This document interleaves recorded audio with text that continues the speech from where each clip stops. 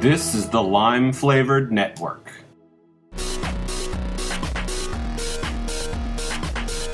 This show is brought to you by Tricia's Bakery at triciasbakery.com.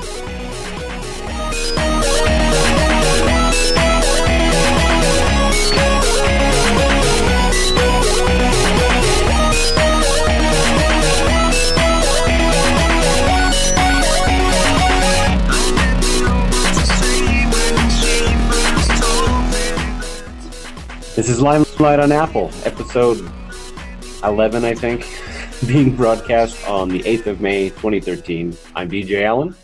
I'm Tricia Allen. And we are broadcasting live from Tricia's Bakery, the actual bakery, which is why the background is different.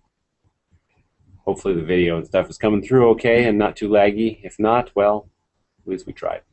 It seems like it got better until we started broadcasting. Yeah, it's always bad when we broadcast for some reason. But hopefully it's just having a hard time showing us. Anyway, we're going to talk about two stories real quick and then go over two apps and then let you go. So it's going to be fairly short. So if you're going to catch us live, well, you missed us because you're probably watching this on YouTube. First and foremost, I wanted to mention what we were going to see at WWDC, which is the Worldwide Developers Conference. And that is in June on the 10th. Ooh, excuse me. We are going to see, more than likely, an update on iOS, the iOS. So for iOS 7, basically, a preview. More than likely, we're going to see the next version of OS X, which may or may not be the same thing as the next iOS. We don't know yet. It's generally assumed that there's going to be no hardware updates because Tim Cook, I guess, at one point made an interview stating that all hardware stuff was probably going to be announced in the fall. So I won't believe that we're going to see anything to do with the new iPhone or a new MacBook Air or a new MacBook or a new iMac or iTV or any of that crap until the fall. So no iPad 5. Oh, indeed.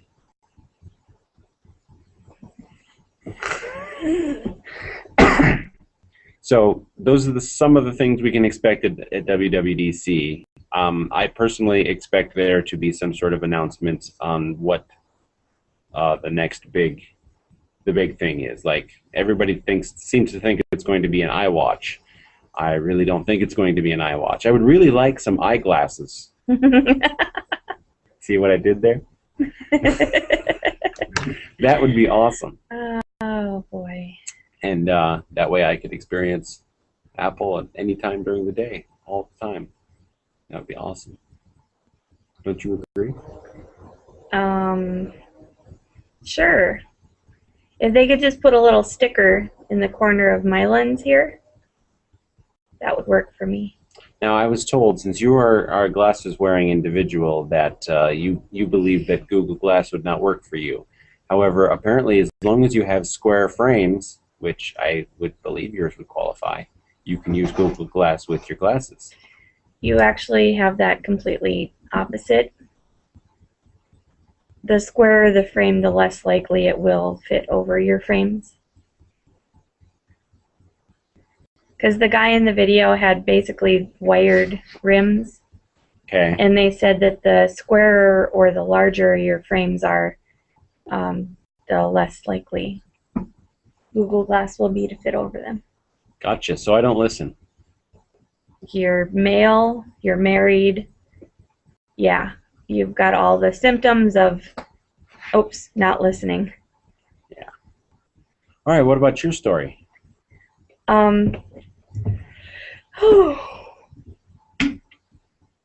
It is so boring.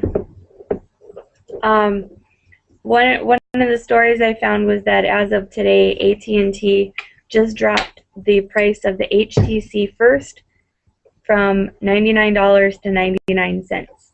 That is the phone that came out with Facebook, the Facebook, I don't know, skin on it. The launcher is what it really is. Is that what it is? Yeah. Okay. All right, yeah, the Facebook phone basically.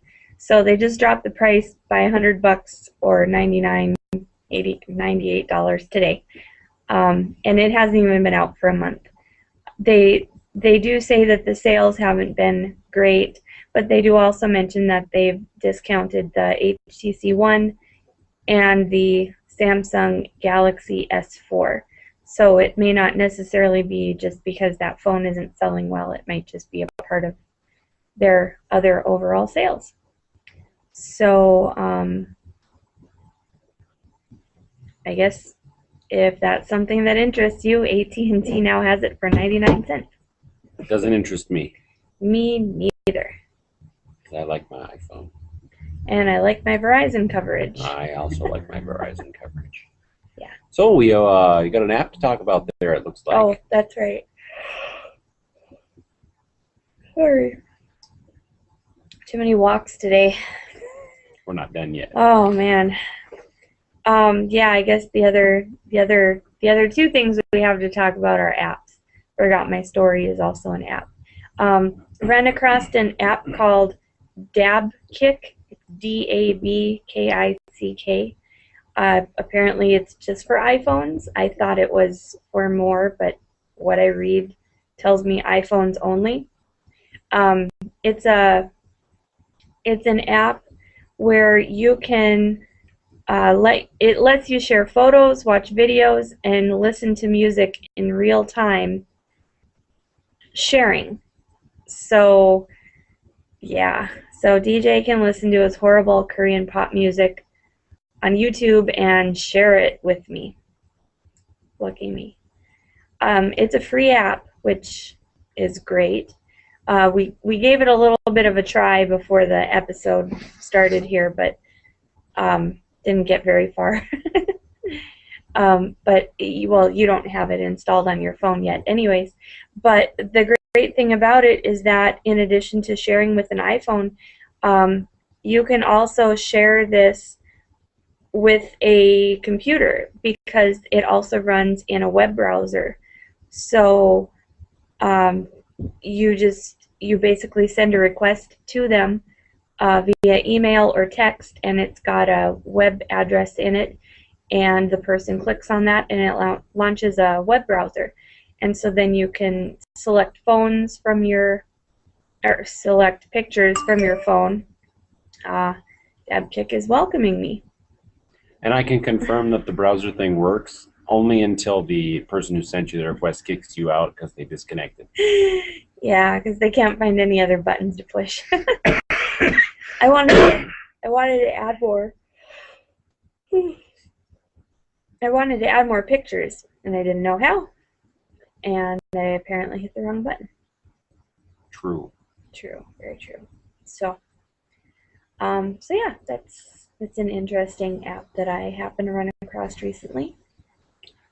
My app can also be talked about by her. It's called Survivor Z. Now, you have heard us recommend, what was that other game? Plants vs. Zombies. No, not Plants vs. Zombies. There's Doors and Rooms. There's... Silent Age. Yeah, the Silent Age. This one is like it. It's got a comic book looking interface, like there's some comic book art, and there's also text that's comic book oriented. Basically, you're trying to survive the zombie apocalypse, and what I thought was neat, because she started playing this game, was that you use Foursquare to check into places automatically, and the game actually integrates these real-life locations with storylines and weapons and other stuff like that. So you get to fight zombies and find things in places that actually exist. Yeah, it's like a GPS. Oops, sorry, again. It's like a GPS text-based game, I guess, in a way. And yeah, like you said, it uses Foursquare. And it's got, you have to, you search like buildings and businesses and things like that, and you find food and water. which basically gives you your life. It tells you how long you can survive. You find weapons and tools, and you do run into other survivors. You run into zombies, obviously, that you have to kill. And sometimes, if you're not searching a location, it even brings up base storylines as you move through GPS as well, to give you other like NPCs. Look, I learned that word. Or initials. Yes. Letters. Anyways, it gives you other NPCs to interact with and things. Apparently, you're supposed to be able to set up a survivor party as well, and hopefully we're able to do that soon once you get a little bit more into the game. I've only played once, and it was for a fairly short period of time, but basically I got through the tutorial, and I don't remember what else I did, but I did get to kill a zombie with a crowbar. Yeah, at the beginning you kind of go through a tutorial, and it shows you how to work things, and then it gives you a base game to kind of start playing before you actually start using the GPS locations. And then you start using GPS, and it keeps telling you to find a base camp to go back to. Otherwise, the zombies will keep following you. But I had no idea how to do that. And then finally, after I had played for long enough, it gave me an option to create my home base location. And so And have you done that yet? I did for home. Okay, good. I was debating whether or not to choose home or work. I didn't know which place I would remember to look at it more often. You also thought about using Hoo-Ha. I did. Yeah, because we're there so often. So that's a game that it does cost $1.99, I believe, and I think it's worth it. It entertains her a whole bunch, and if I can join her party, then we can both have fun together. Although I'm not playing these games as often as she does. But I finished Silent Age, and I would really like the next Silent Age version to come out, or episode, or chapter, or whatever it's called. So that's Limelight on Apple for the 8th of May, 2013. I will put this out, if it worked, on audio as soon as possible. If not, I would like to warn you that the last Wednesday in May... There's a calendar behind your head. Oh, is there? Yeah. Oh. The 29th of May, we are going to attempt to do a non-live Limelight on Apple the way I've been doing the lime-flavored show, which is pre-recorded segments all merged together into a fine finished product. Basically, then we can talk about our takes on these stories, either individually or together, more than likely individually, when they come out, so that it's fresh, and then we can kind of update as we go. Or we can each address a single one, or do the apps and whatnot. But we can just do it on the fly and whenever we can, rather than having to be someplace specific. So we should be back live next week. If not, I will post on the website that we are postponing that episode, and then we're taking a week off to prepare for the pre-produced segments, because we just don't want to do this without any preparation whatsoever. Aren't we taking a week off because we're going? Yes. Okay. So. What he said. Yes.